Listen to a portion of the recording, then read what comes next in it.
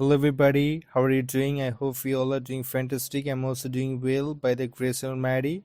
Today in this videos we are going to talk about some important words that we are using in our communications all the times.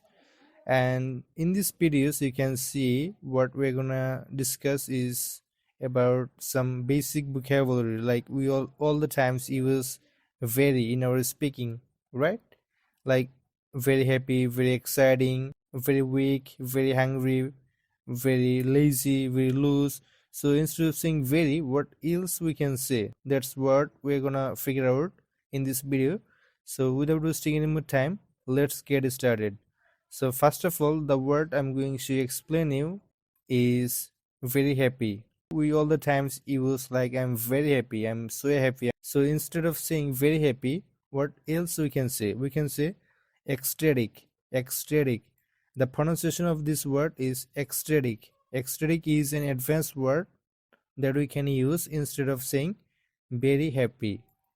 So next time whenever you are using or whenever you are saying very happy, try to use ecstatic in your speaking and writing. And the second word is very exciting. Like most of the times we say I'm very exciting, right? So instead of saying very exciting, like if something is interesting or fascinating, try to use exhilarated.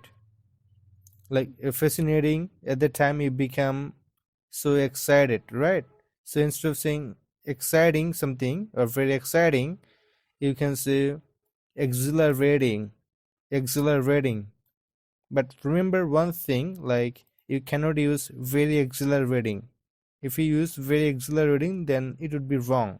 Moreover, there is nothing wrong with this word like very. You can use very in your speaking all the times. There is nothing wrong. But if you wanna be a fluent English speaker, if you wanna be an advanced English speaker, you need to know these types of word. The third word that I'm going to share is very arm.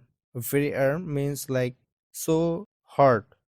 So instead of saying hard or arm, what else you can say? You can say scorching. The pronunciation of this word is scorching. Like the weather is very scorching. That means the weather is so hard. And number 4, we have very weak. Very weak means like if I'm saying I'm weak, that means I don't have energy. I'm out of energy.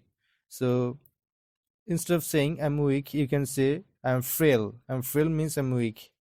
So I hope we understand. The fifth word is hungry. Like we say very hungry, right? So when we feel like eating something, we feel hungry.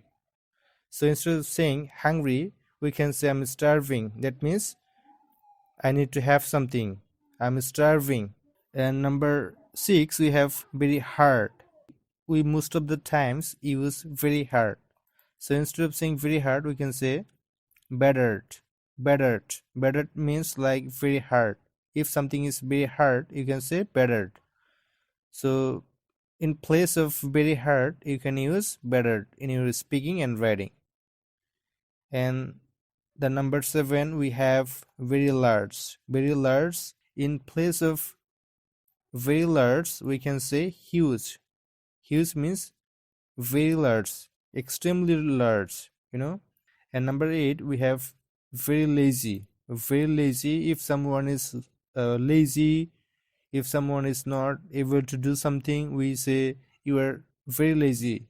You are very lazy. So instead of saying very lazy, you can say indolent. Indolent means very lazy. If someone doesn't have energy to do something or maybe not interested, he's kind of lazy person, you can say indolent person. Indolent means like lazy. And number 9, we have very long. Most of the times we use very long. So instead of saying very long, you can say extensive. Extensive means very long. And number 10, we have very loose. If something is so loose, we say very loose, right? So instead of saying very loose all the times, you can use slack. Slack. The pronunciation of this word is slack. Slack means very loose. So next time, whenever you are saying something is loose, try to use something is slack. That means very loose. So hope you understand what I'm trying to say.